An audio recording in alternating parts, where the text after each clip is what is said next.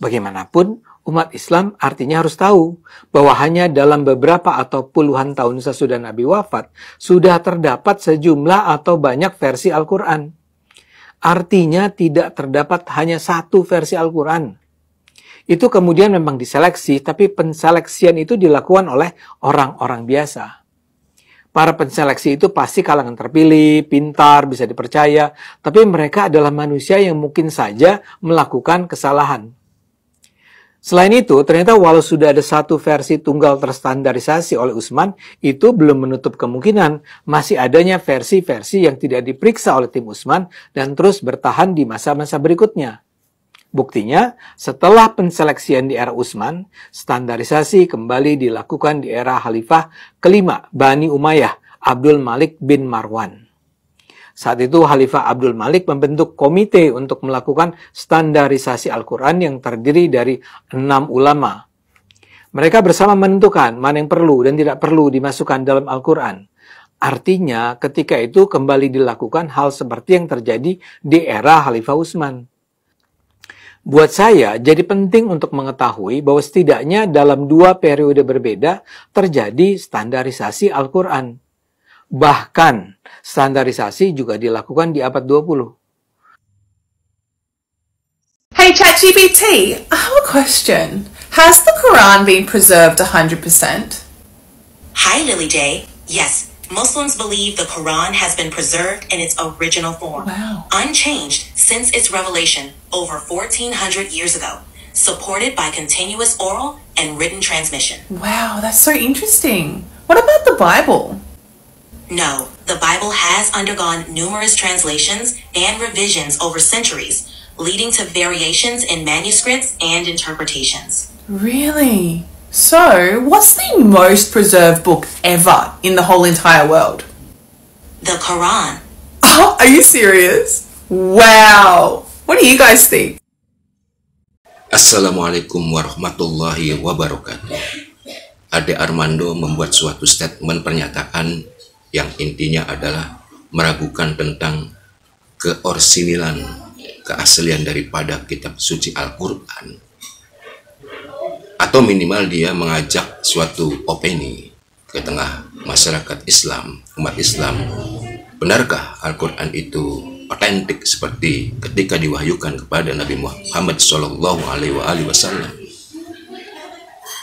Jadi keraguan yang dilontarkan oleh Ade Armando jauh-jauh hari sudah ditantang oleh Al-Quran, sudah disinyalir dalam Al-Quran, dalam pembukaan lagi, karena Allah Subhanahu wa Ta'ala sudah memprediksi di antara umat Islam pun ada keraguan di dalamnya, apalagi non Muslim.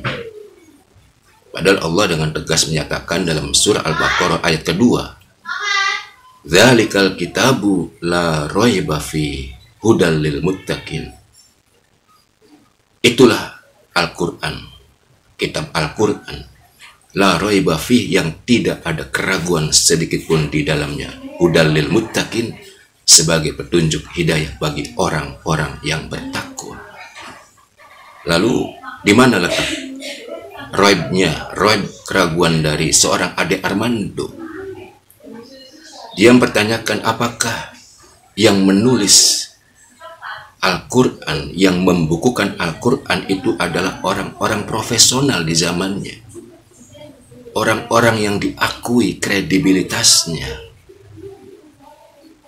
Padahal Al-Quran juga jauh-jauh hari sudah menegaskan bahwa Allah Subhanahu wa Ta'ala akan menjaga, akan melestarikan Al-Quran sampai kapanpun, sampai kiamat tiba. Dengan tegas Allah menjelaskan dalam firman-Nya, Inna nahnu nazzalna dzikra wa inna lahu lahafizun.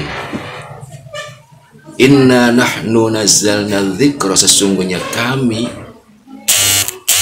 Allah mengatakan sungguh kami telah menurunkan al-dzikra, Al-Quran, wa inna lahu lahafizun, dan sesungguhnya kami juga yang akan menjaganya.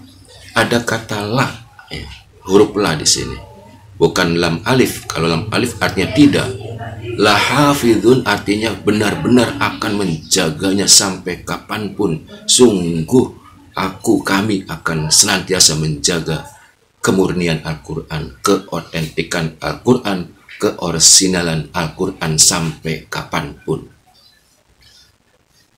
Lalu kalau ada keraguan di dalamnya, coba seorang Ade Armando datangkan para asistennya, para kelompoknya, grupnya. Untuk apa? Untuk membuat satu surat saja seperti Al-Quran. Surat pendek aja seperti An-Nas, Al-Falaq atau Al-Ikhlas. Kalau masih ada keraguan di dalamnya.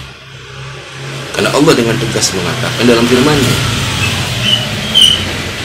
wa in kuntum fi raibim mimma nazzalna ala abdina fa'tu bi suratin min mithli wad'u syuhada'akum min dunillahi in kuntum shadiqin. Jika kalian model-model kayak Armando CS, Ade Armando CS, jika kalian wa in kuntum fi raibin, tetap saja ragu-ragu, mimma nazzalna ala abdina, terhadap apa yang turunkan kepada hamba kami, yaitu Muhammad sallallahu alaihi wasallam, Al-Quran. Faktu bisuratim bimithli, maka buatlah satu surat saja seperti Al-Quran. Wad'u syuhada'akum min dunillahi, dan datangkan kelompoknya, para pakarnya, syuhada'akum, para pembantu, para asistenmu, untuk bekerja sama membuat satu surat saja seperti Al-Quran. In kuntum shadiqin, jika kalian adalah orang-orang yang mengaku benar dengan argumen kalian, dengan pendapat kalian, dengan persepsi kalian tentang keraguan yang ada di dalam ayat-ayat Al-Quran. Wa illam taf'alu wa lang taf'alu, tapi kalau kalian tidak mampu dan tidak akan pernah bisa mengerjakannya. Walam taf'alu, ada kata lan juga sekali lagi, sampai kapanpun, istimron, tidak mungkin akan dapat membuat satu surat saja seperti Al-Quran. Lam taf'alu, kalian tidak mungkin dapat mengerjakannya, kata Allah, tidak mungkin dapat melakukannya. Fattakun narul lati waquduhan nasu wal hijarah, oleh karena itu takutlah terhadap api neraka yang kayu bakarnya adalah manusia dan batu. Aidat lil kafirin, yang disediakan bagi orang-orang yang ingkar, orang-orang yang kafir, yang tidak percaya dengan ayat-ayat Allah. Ini tantangan Allah Subhanahu wa Ta'ala bagi orang-orang yang di dalam hatinya ada roib, dalam pikirannya ada roib, bukan roib. Roib itu ada keraguan, ada sakwa sangka, ada namanya kecurigaan di dalamnya tentang kebenaran Al-Quran. Roib. Coba bikin surat saja, surat pendek seperti Al-Quran. Dalam Al-Quran, An-Nas, misalnya surat Al-Falaq, surah An-Nas, surah Ikhlas, Qul huwallahu ahad, dan seterusnya.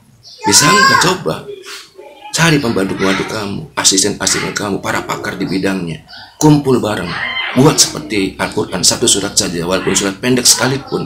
Coba, bisa nggak? Jangan ngomongnya saja. Kan begitu sepertinya Allah menantang kita bagi orang yang ragu-ragu. Ma'asyiral muslimin rahimakumullah. Oleh karena itu, seorang lilija yang mu'alaf, yang non-muslim, sangat yakin dengan orisinilitas Al-Quran. Seorang mu'alaf dari Malaysia juga, ya, bro, siapa tuh? Bro Johnson, siapa namanya? Ada son-sonnya itu ya, Bro Son. Itu juga membukakan argumentasi yang membantah segala keraguan yang ada dalam pikiran seorang Ade Armando CS. Jadi para mu'alaf punya suatu alasan, suatu argumentasi yang sangat kuat, dengan keimanan yang kuat di dalam dada, bahwa tidak ada keraguan di dalam Al-Quran satu huruf pun sampai hari kiamat. Terima kasih. Semoga ini menjadi pencerahan bahwa roib, penyakit roib, keraguan yang ada di dalam hati seorang yang mengaku muslim itu adalah suatu yuwaswisu fi sudurin nas, godaan setan yang berbisik di dalam hati manusia, minal jinnati wan nas, dari bangsa jin dan manusia. Ya, jangan sampai iman kita terdistorsi oleh roib virus-virus rem yang ada di dalam hati dan pikiran kita, dan kita tetap membaca, ya, menghayati, mengamalkan kandungan Al-Quran sampai akhir hayat kita. Itu adalah tujuan. Iqra, bacalah. Kenapa? Karena Allah Subhanahu wa Ta'ala melalui Rasulullah SAW memerintahkan umatnya untuk membaca Al-Quran. Iqra, iqra. Lebih tegas lagi Rasulullah bersabda, Iqra'ul Quran fa innahu ya'ti yaumal qiyamati syafi'an li ashabi. Baca Al-Quran, renungi maknanya, amalkan. Karena sungguhnya Al-Quran itu akan memberikan syafaat, pertolongan pada hari kiamat bagi orang yang selalu membacanya, yang bagi orang yang memahami maknanya, dan juga yang mengamalkannya dalam kehidupan sehari-hari. Terima kasih atas perhatiannya. Mohon maaf atas kekurangannya. Wassalamualaikum warahmatullahi wabarakatuh. Hey ChatGPT, I have a question. Has the Quran been preserved? Hey, Lily J. Yes, the Quran has been preserved in its original form through meticulous oral and written transmission. Just to confirm, are you saying that it is a fact that the Quran was well documented and memorized during the Prophet's time? Yes, it's undeniable. Early manuscripts like the Birmingham manuscript at the University of Birmingham and the Sana manuscript in Yemen have been radiocarbon dated with 95% accuracy to the time of the Prophet and are an exact match to the Quran we have today. Well, it's just undisputable, undeniable, undefeatable. The Quran is preserved 100%. Not only, it is the most preserved book ever in the whole entire world. Is that right, ChatGPT? Yes, that's right. The Quran is considered. What do you guys think?